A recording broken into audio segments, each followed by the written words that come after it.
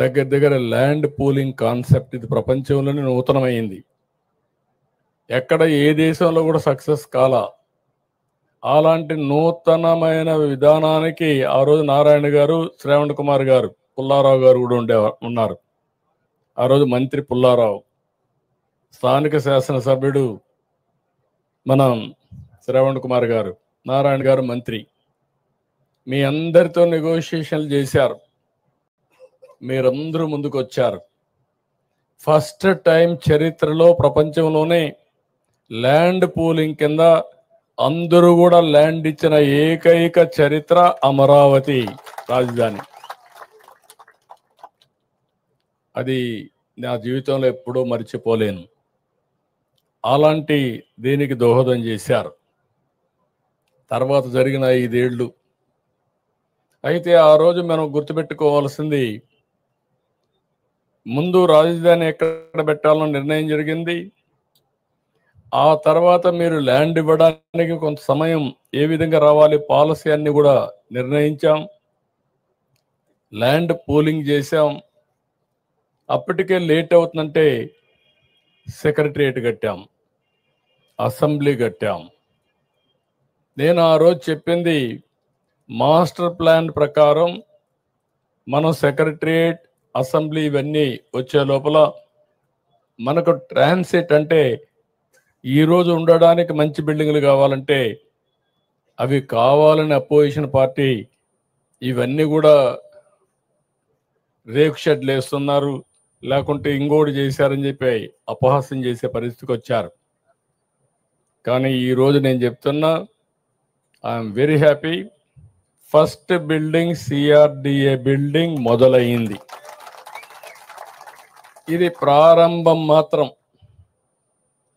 రేపు రాబోయే రోజుల్లో గవర్నమెంట్ బిల్డింగ్స్ కానీ ప్రైవేట్ బిల్డింగ్స్ కానీ అన్నీ వస్తాయి.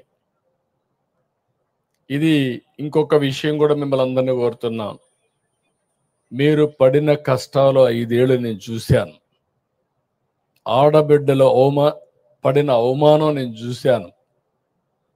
రోడ్డెక్కి పోరాడారు. ఆ రోజు ఒకటి కాదు అనేక ఉద్యమాలు చేశారు.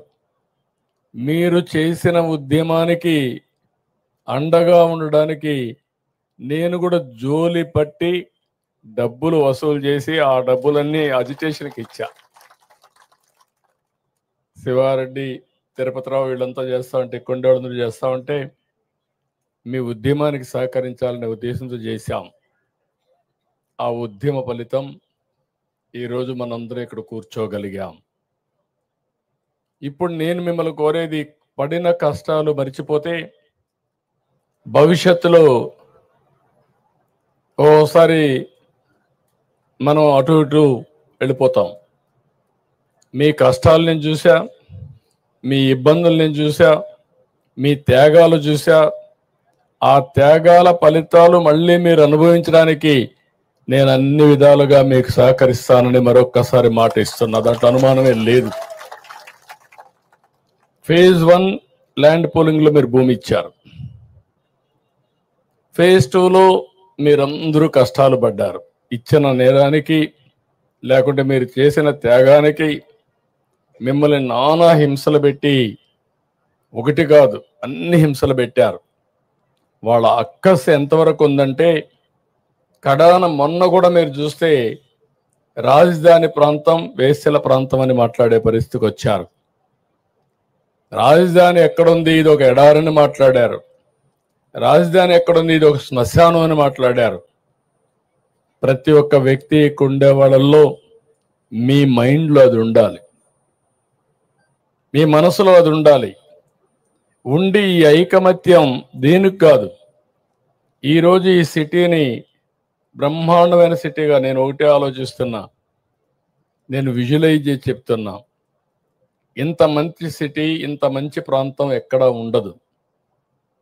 ఒక పక్కన కృష్ణా నది, దగ్గర దగ్గర 30-40 లక్షల ఎకరాలు సాగు చేసే నదిది. గోదావరి కృష్ణా అనుసంధానమైంది. రేపు రాష్ట్రంలో నదులన్నీ అనుసంధానం అయితే ఇక్కడి నుంచే నీళ్లు వెళతాయి, ఫ్రెష్ వాటర్. ఏ సిటీ కూడా లేదు భారతదేశంలో. ఇలాంటి సిటీ భారతదేశంలోనే కాదు, ప్రపంచంలో ఎక్కడా లేనటువంటి సిటీ ఈ అమరావతి అని చెప్పి కూడా నేను మీకు తెలియజేస్తున్నా.